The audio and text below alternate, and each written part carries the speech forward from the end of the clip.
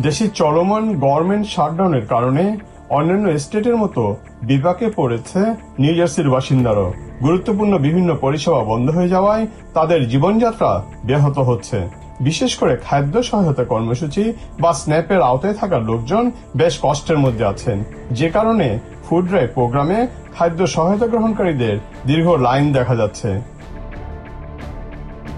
November মাসে যে food drive program holiday food drive নামে পরিচিত ছিল, তা এখন সার্ভাইভাল ড্রাইভ নামে পরিচিতি পেয়েছে।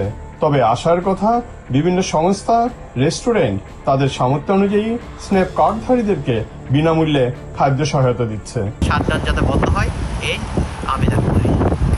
শাটডাউনের কারণে আমাদের ব্যবসা বাণিজ্য অনেক সমস্যা হচ্ছে, অনেক কাস্টমার ইবিটি সহ আমরা অনেক কাস্টমার লুজ করতেছি। ইভেন ব্যবসার অপারেটিং কস্ট হলো এখন অনেক কষ্টকর হচ্ছে। শাটডাউনের কারণে বিমান পরিবহন ব্যবস্থায় হযবরল অবস্থা সৃষ্টি হয়েছে। এতে ভোগান্তির শিকার হচ্ছে যাত্রীরা। বিশেষজ্ঞরা বলছেন, ফ্লাইট বাতিলের প্রাথমিক ধাক্কা সামলানো গেলেও নভেম্বরের মাঝামাঝি পর্যন্ত যদি অচল অবস্থা অব্যাহত থাকে, তাহলে তা অভ্যন্তরীণ আকাশপথে বড় সংকট সৃষ্টি করবে। আমেরিকায় বর্তমানে যে শাটডাউন চলছে, তাতে আমাদের জীবন ধারণ অসম্ভব হয়ে যাচ্ছে। তাই আমরা চাই এই শাটডাউন যত তাড়াতাড়ি সম্ভব সমাপ্তি হোক।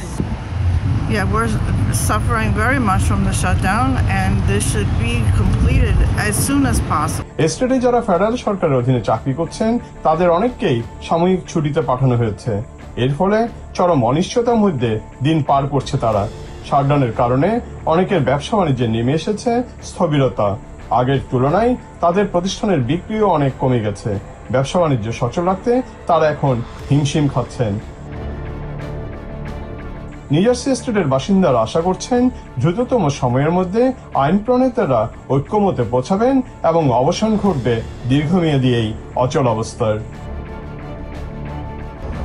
দীর্ঘমেয়াদী শাটডাউনের কারণে নিউ জার্সি অধিবাসীদের অনেকেই কষ্টের মধ্যে দিনাতিপাত করছেন। তারা প্রতীক্ষার প্রহর গুনছেন অতি দ্রুত এই অচল অবস্থার অবসান ঘটবে। Subrata Chowdhury, TVN 24, new jersey. New York থেকে সম্প্রচারিত TVN 24 টেলিভিশন বিশ্বজুড়ে বাঙালির কণ্ঠস্বর।